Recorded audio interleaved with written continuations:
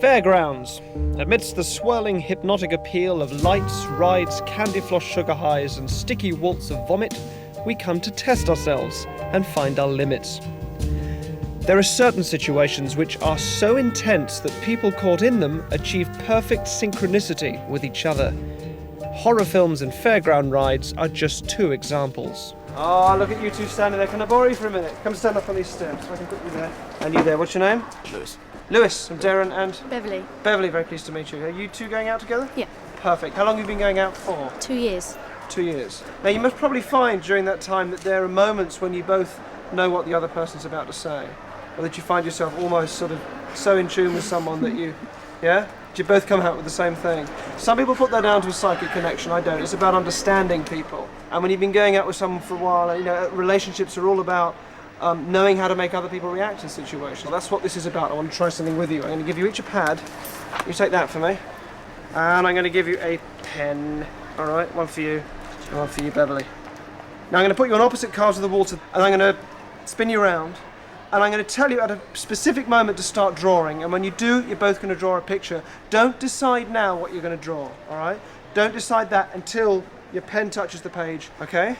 I just want to try this. Does that make sense? Yeah. Okay, come on. You come around here for me. Beverly, put you here. In you go, sir. I'm going to get in the booth. Can you both hear me? Lewis, Beverly, you ready? Both of you clear your minds. Do not start drawing yet. I'll tell you when I want you to start. Imagine in front of you a screen. A blank screen. Gonna get a little faster. See that blank screen? Imagine a picture starting to appear on that screen. Get ready to draw. Change your mind a few times about what you're gonna draw. Do not draw until I tell you to. Get a little faster. See the screen in your mind. Keep it blank. We're gonna get a little faster and faster. Spinning round and around. Now draw. Draw what you see in your mind. Quick as you can. Don't even think about it. Just draw. Don't even think about it. Draw what you see. Can you both come out, please? Picture up against your chest so I can't see. Keep the picture hidden. I just had the pens back.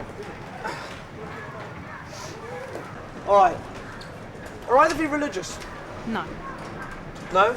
The only reason why I ask is that the lights and the rhythmic sounds and the music of fairground rides is known to activate the frontal lobe of the brain. The frontal lobe of the brain, when that happens, is often attached to religious hallucinations and things that people have. This is just something that happens. Did either of you draw anything remotely religious? Yeah. Sort of. Yeah? Okay, turn the pictures around, show me what you drew. What is this? It's supposed to be an angel. An angel? And what's this? An angel. It Well, looks it's like supposed to be.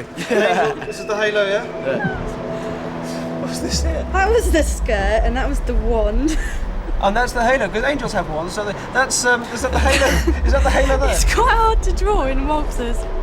I was just in the waltzer car and he's saying, let your mind go blank. And then an angel popped into my head, so I just drew it. And he drew the same. It's just weird. It didn't look much like an angel, but it was. So, I don't know. It's just a bit freaky, like. Oh, I don't understand how he does that. Maybe we're just a perfect match, eh?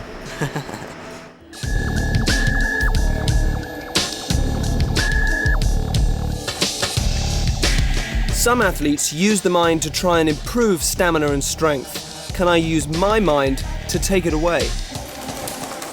Let's use this guy here. Yes, Williams, come forward. Come in. Williams, yeah? Now I want to take you up here into the ring, all right? We're going to go try something up here. Come with me. Okay. Come stand in the middle for me, Williams. About there, face me. And tell me, we haven't met before, I haven't hypnotized you, we haven't done any stuff like that? No. Okay, all right. And you're a fit guy, you're obviously a strong guy. Let me try this with you. Jasmine, can I use you? Can you come up here, please? Come stand opposite Williams, face him.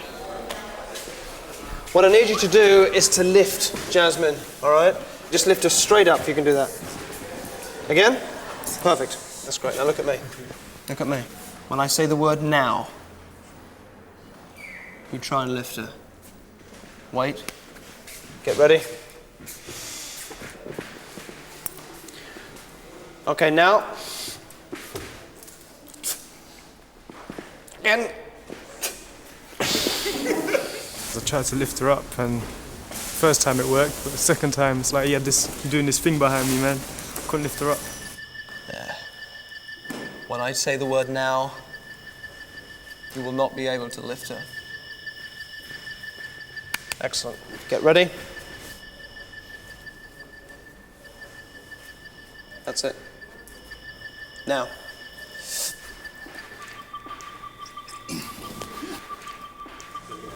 Youngster, you weakly. Thank you, thank you. Next guy. Big fella. Fantastic. What's your name? Paul. Paul. Stand there. Hands underneath, lift us straight up. Straight up, straight.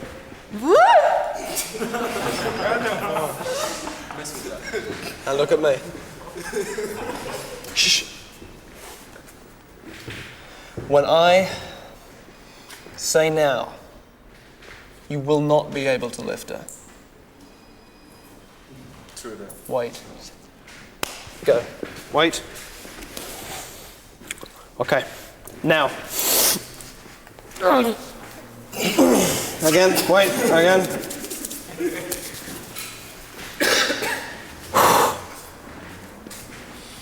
Look at me. Okay, look at me. You're a big fucker. I'm gonna come back to you later. Again, all right? I haven't hypnotized you, we haven't done this stuff like that. We haven't set anything up. Look at me.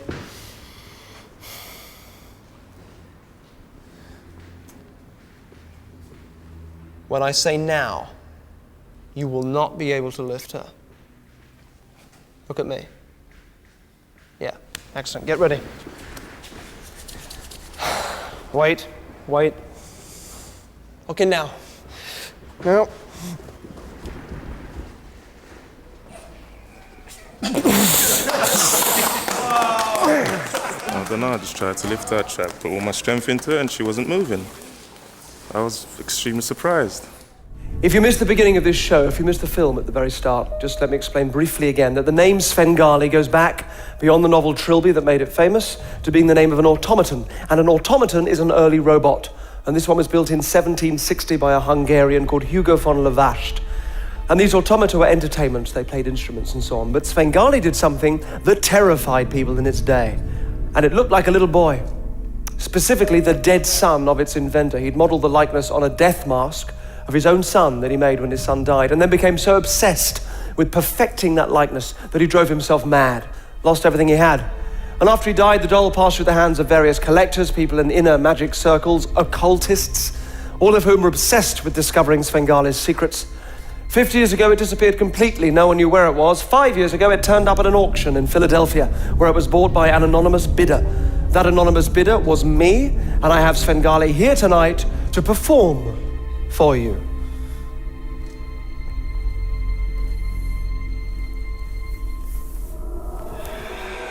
So he's what's known as a true automaton. A true automaton means it's completely self-contained. There is no one inside or outside operating him. He contains over 150 yards of brass tubing, over 3,000 cogs that make him work, and he wouldn't normally perform for an audience this size. It would be 30 or 40 of you at the most. So we have a camera set up so that you can get a better view of him. So I spent the last 4 years restoring him. He needed a lot of work and a lot of love. The winding happens before the show, takes about 6 minutes. This is just the final tightening that does need to be done now.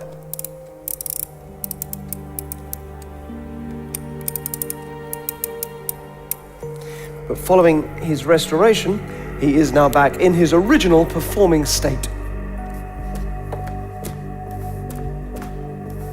This I find extraordinary. I ring a bell, and a piece of clockwork responds to the sound of the bell. It knows that the bell has been rung. Now, we've had his own sounds amplified. There's a microphone in there just so that you can hear him. But he responds to the sound of the bell. Watch.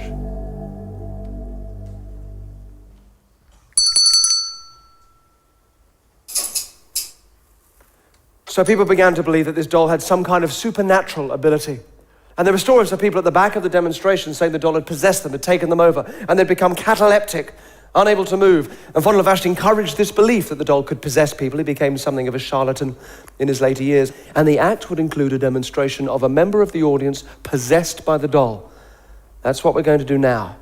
Do not take part in this if you have any trouble standing, if you're not completely steady on your feet, if you have any respiratory problems, if you have any condition that might affect your hands or arms, and if you have a severe phobia of needles or injections, do not take part. Otherwise,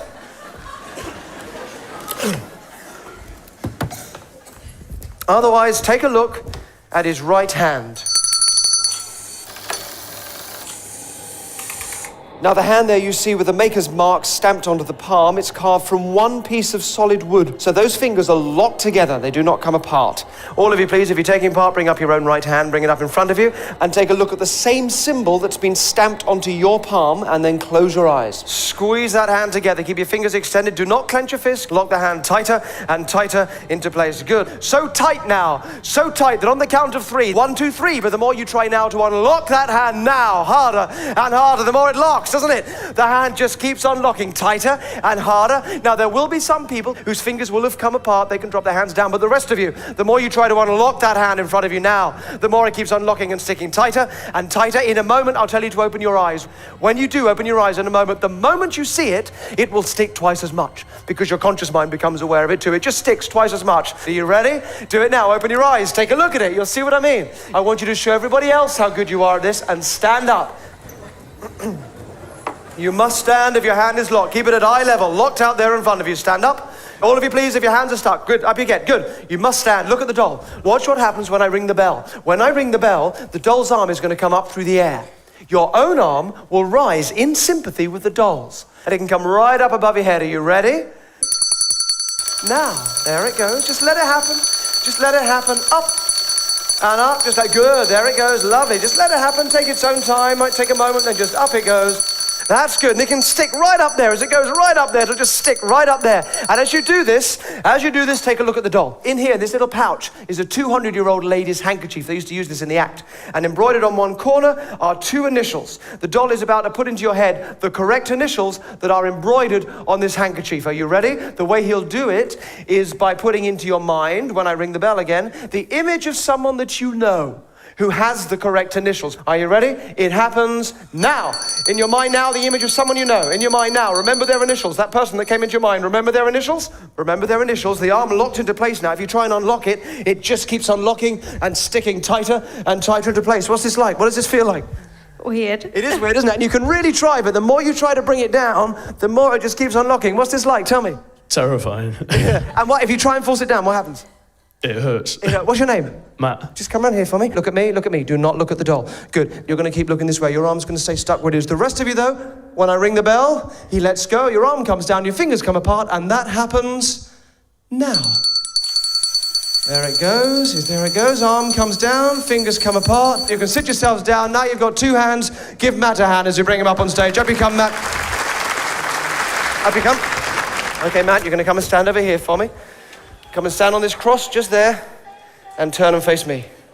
Turn and face me, Matt. All right. Now listen, a couple of things are going to happen very quickly here. Just look up into the palm of your hand. Just start to feel your eyes getting a little heavy around now. That's good. And as I touch you on the hand, your eyes just close. And then as the hand comes down, you can just sink and tumble and fall right the way down, right the way deep, right the way sound asleep. I want the rest of you to take a look at his feet. You see, Svengali's feet don't move. These are locked into place. In the same way, Matt, you can think about your right foot now, and you can just let him, as you think about it, just take hold of that right foot. And as he does that, that right foot just locks into place. Your left foot, you can move. You can do what you like with your left foot. In fact, if you try and take a step forward, you find you don't get very far because you can only move one foot. You can move the left foot, but the right one just locks. That's good. As soon as you try and move it, it just locks even tighter. That's very good. Now let's bring this left foot back, and now he takes that foot as well, and now both feet stick. Both feet now stick into the floor. If you try and unlock either foot, they just keep on pressing.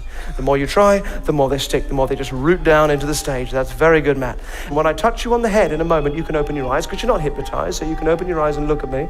I'm going to touch you here on the throat in a second. When I do, your throat and vocal cords are going to stick. You'll find that you can't talk. If you look at the doll, he can't talk. You see, his mouth doesn't even move. That's why he needs the alphabet board to tap out his answers. His mouth doesn't even move. When I touch you here, your throat and vocal cords will stick. When you try and say a word, nothing comes out. And that happens, look at me, now. Now, if you try and say something, anything you like, you see, the more you try. So you can hear him breathe, he can make, but if he tries to say a word, nothing happens. How does it feel? And if you think about your right hand at the moment, Matt, that is locked into place, you see? Keep your eyes open, I want you to see what's going on there. If he tries to move that right arm, if he tried to bring it up like this, nothing happens. If he tries to move it of his own accord, nothing happens, it just locks there. Yet, when I ring the bell, the doll's right arm comes up. Watch what his right arm does.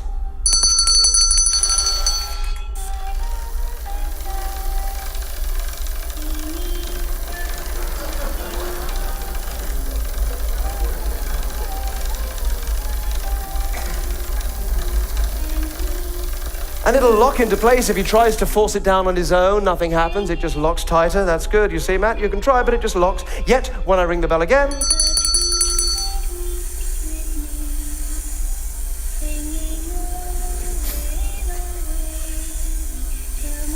that's very good, Matt. Excellent. And now I just want you to close your eyes and just relax and sink down into that sleep state. That's good. Nice and deeply. Very good. Now we're going to bring in a chair behind you. We're going to pop you back in this chair. That means he's going to release the tension. You can relax so you can sit straight back down. There's a chair right behind you. That's very good. Excellent. Let's just wheel you around here. You're doing very good. Your eyes can remain closed and you can just sleep nice and deeply for me as I talk to the audience. So a lot of this was really interesting to me, but it could be explained. It could be explained through suggestion. Namely, that if the subject, like Matt here, can see the doll's arm coming up, for example, that his unconscious mind knows to copy it. What was really interesting to me is where similar things would happen, but where the subject couldn't see the doll, so it couldn't be explained through suggestion. So at the moment his eyes are closed, I want you to sit up nice and straight for us, Matt. Can't see anything that's important, his eyes are closed.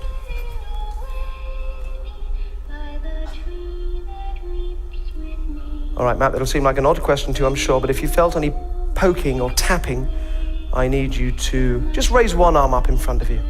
This is a clear signal. Good. Okay, that's going to be your signal from now on that you can feel this. But actually, just while you're doing that, just bring that arm up. Just show us exactly where you felt it. Let me just check this. Excellent. Very good indeed. Okay, so we'll do it again. Each time that we do this, I want you just to signal to the audience when you feel it. It'll be in a different place and a different feeling now when we do it. That doesn't matter. Just a nice, clear signal to the audience. Just raise one arm straight up, clearly in the air, out in front of you, the moment that you feel this here.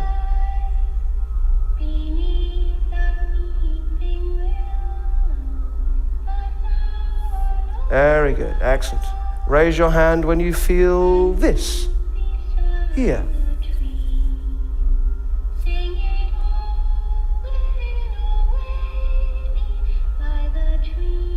Very good. And it wasn't just a question of these simple demonstrations of a physical rapport that springs up between the doll and the subject. This got taken to a level that became too much for the Catholic Church. In 1873, they exorcised Svengali, which is extraordinary. It's the only time in the history of the Catholic Church that a doll has gone through the entire ritual of exorcism reserved for a human being, and it was for precisely the demonstration that I will show you now. Okay, that's very good, Matt. Let's just put you right there. And I'm going to give you a couple of things to hold on to. Thank you very much. Now this is a blackboard, so if I rest that there, you can bring that arm up and just hold on to that there for me. That's very good. Excellent. Back on stage, just there for me. And in your other hand, a piece of chalk. Let me give you that. You can just grip hold of that. Lovely. Now you can leave your arm just where it is, but just pay attention now to the feelings in your left arm and your left hand as the doll takes full control. You'll start to feel little movements and tugs and twitches in the arm that don't come from you, but it can just remain where it is for the moment. The rest of you, included in the sale of the doll, were a couple of other items of significance. In particular, this handkerchief here. Now, I will show this to you. Please don't say anything out loud. Obviously, he can't see anything, but I don't want him hearing either. The initials on the corner of this handkerchief are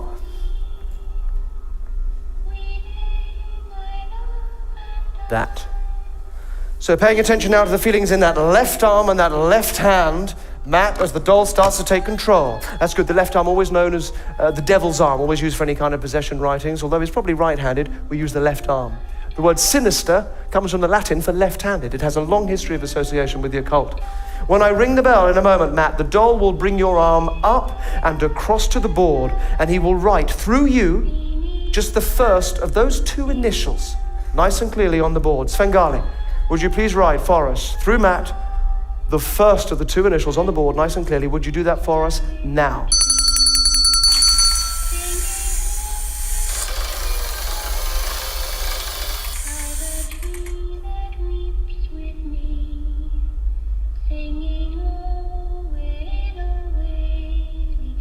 Very good. That's very good indeed. Let's do this again. Svengali, would you please write for us, through Matt, the second of the two initials? Do that for us now.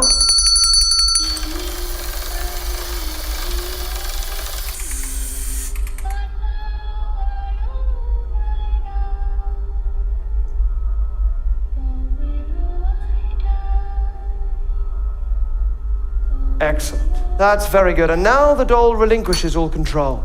He lets go of you. Now you will feel a change happen. You'll feel a shift inside you. You'll feel a weight lifting from you. You'll feel your limbs relaxing. Your throat will open up. You'll feel that weight shifting from you. When you're quite ready to come back to us, you'll be able to open your eyes.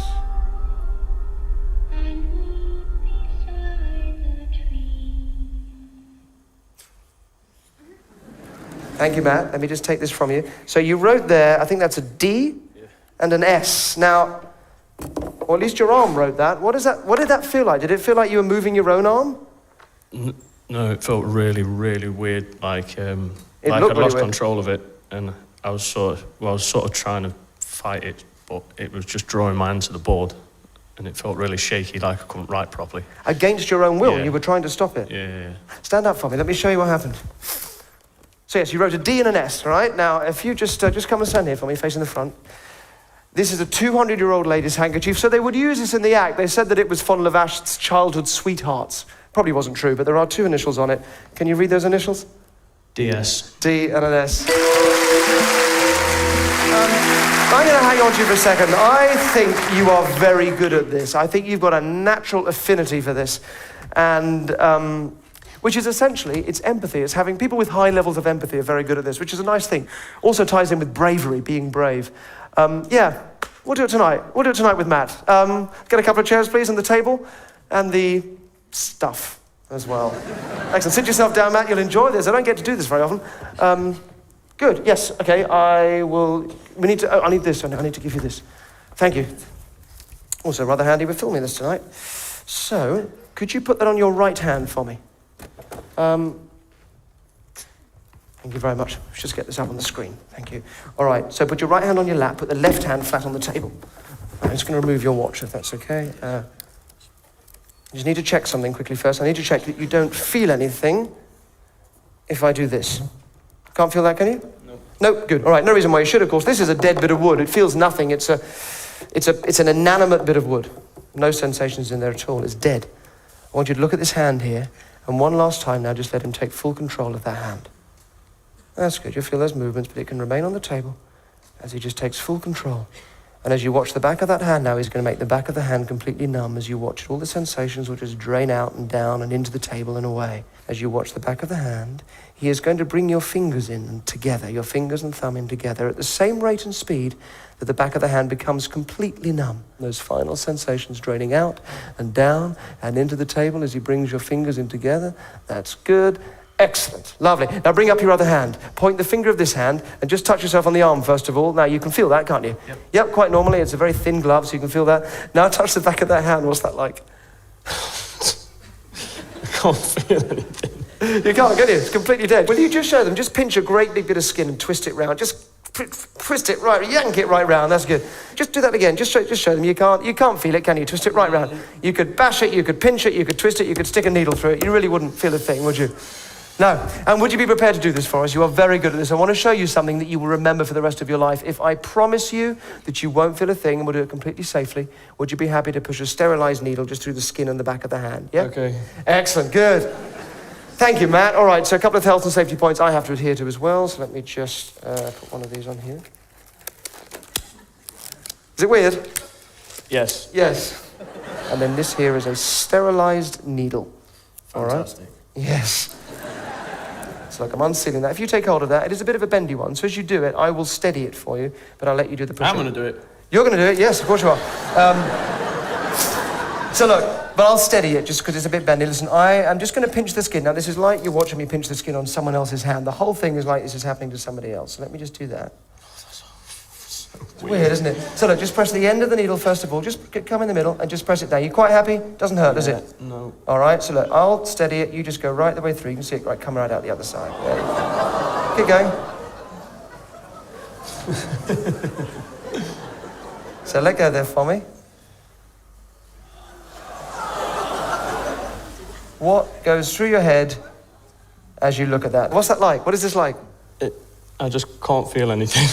Is it like looking at someone else's hand? I 'Cause can't take it off the table or anything. It's just there.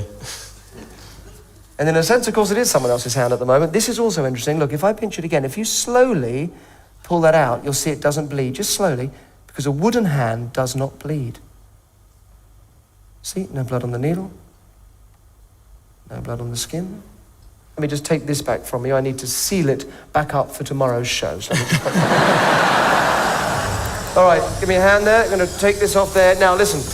He now begins to relinquish all control. He lets go of you now completely. You will now start to feel ordinary, comfortable sensations right from up here, starting to come down through the arm and along and into the hand. Now, just give that a moment. You'll start to get a bit of movement, ordinary, comfortable sensations. Excellent. Just come around the front for me. Now, there's your watch. Just hold that for a second. Now, look, you might find after a couple of minutes, sorry, that you do get like a little tingling sensation or a vague sense that something went on there, but I promise you nothing uncomfortable. Are you quite happy with the fact you did that? Yep. And it didn't hurt at all? No, not one bit. Matt, thank you so much. You were fantastic. Thank you very much, Lee. Thank you, Matt, everybody. I'll let you head back. Thank you, Matt.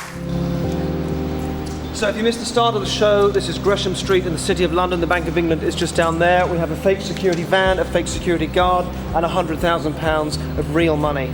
There are 15 cameras watching this area.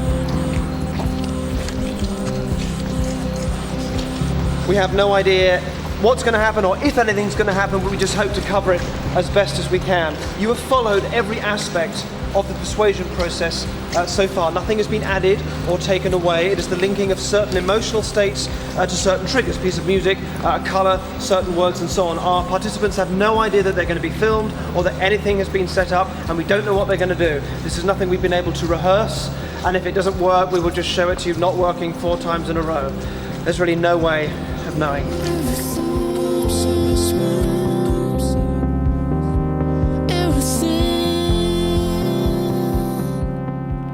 This whole area has been cordoned off from the public and is being supervised by the police.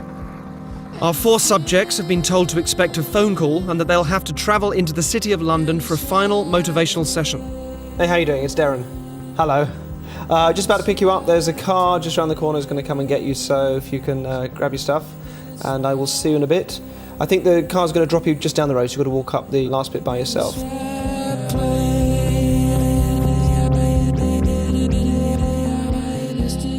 As with every day, you know, as I say time and time again, this is about every day finding some opportunity to experience something that makes you feel great and exhilarated, yeah? So make that decision to steal yourself and grab the opportunity to make all this work really, really pay off. It's just about standing in the face of security in life, isn't it? And making it do what you want it to do. Because ultimately, I suppose all of this is about you knowing that you're the one with the weapon of absolute pointed, aggressive, unquestioning power. They're also told to bring with them their toy guns that they were given at the seminar. All of our cameras and crew are well hidden. None can be seen by our 4 subjects. Targets in zone 1. All cameras locked in position.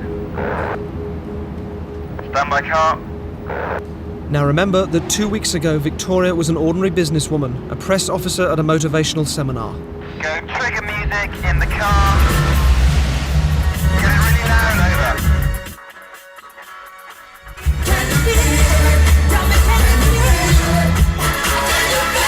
Security guard. Time, Mark, take your time. Keep the break.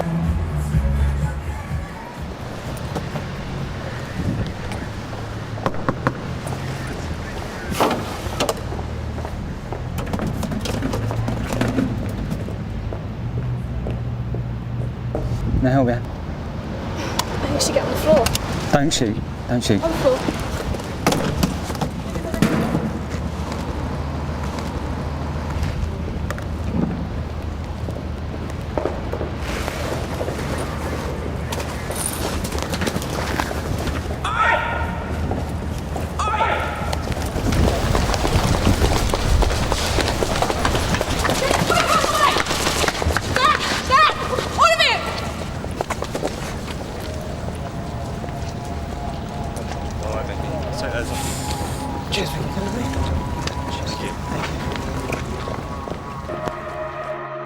Target has been dropped at the corner of Gresham Street.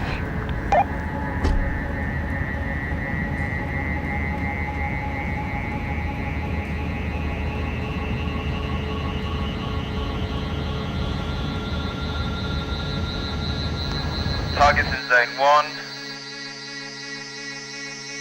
Oh, there he is.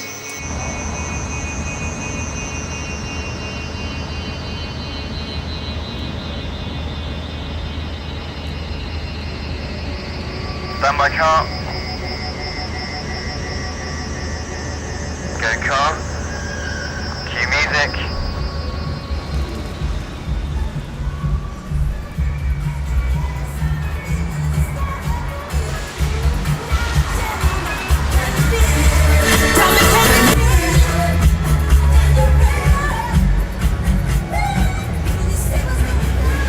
Cue security guard.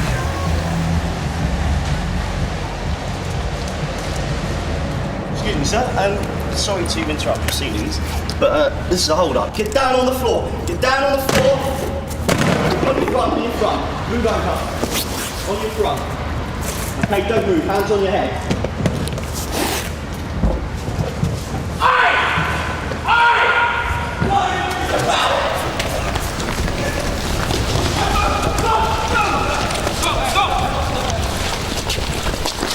Don't move. Get away. Get off. Get off.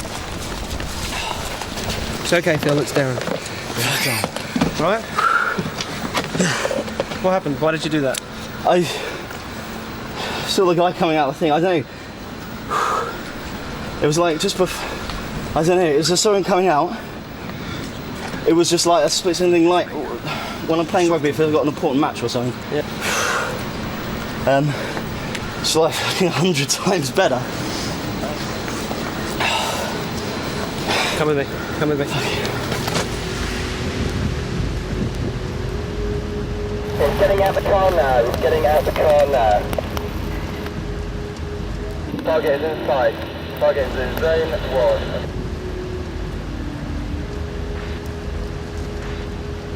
And cue car.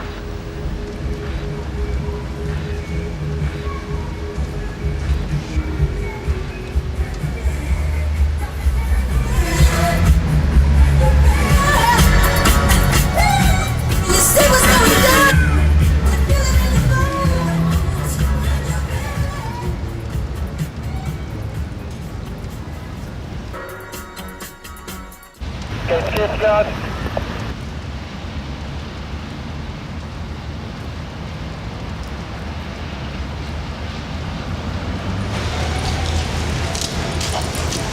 Excuse me, mate. Put down, down, get down on the floor. Down on the floor. Down on the floor. You ain't gonna do it. On your front, on your front.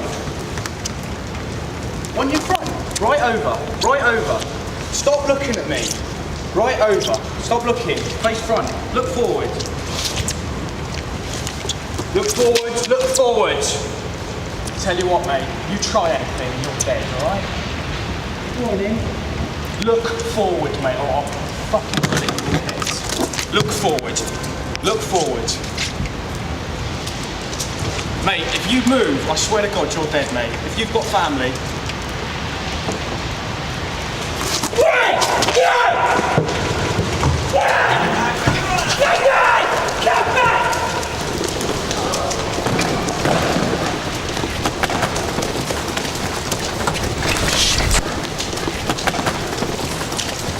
Danny. Well done. Just okay.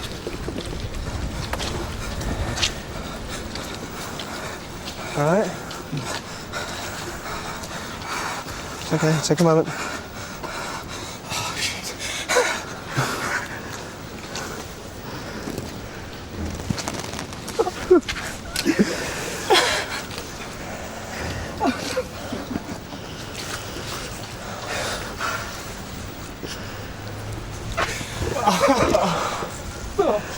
You bastard, Derren. Okay, come with me. Gonna make sure you're okay. All right? Yeah, come with me.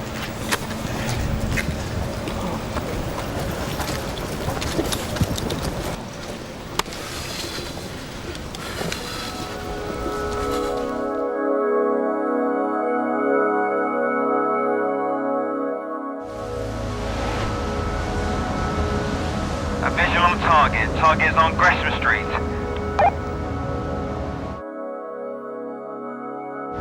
And go car. Stand by security guard. Stand by security guard. Cue music.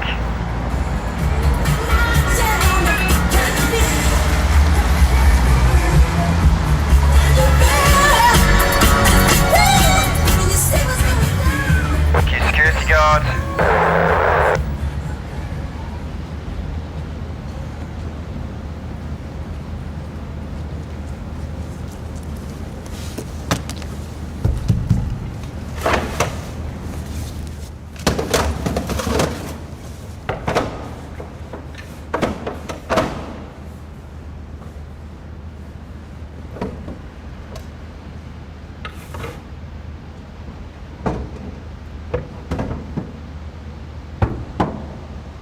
Ali! Ali!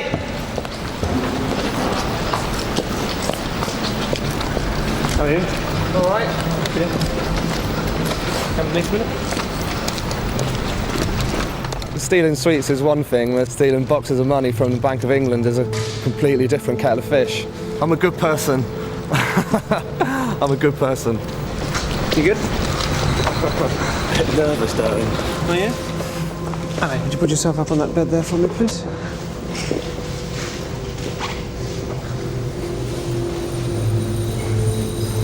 Okay. Close your eyes for me.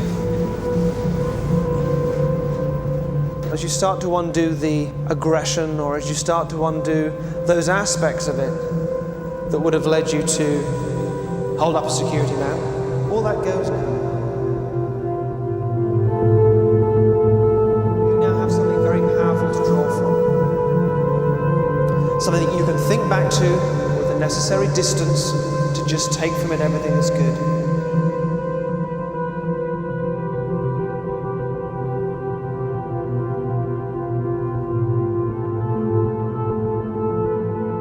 The last couple of weeks have been the most fun I've had in ages. It's been brilliant. I've taken away a sense of power, a sense of achievement, a sense that anything is possible, really.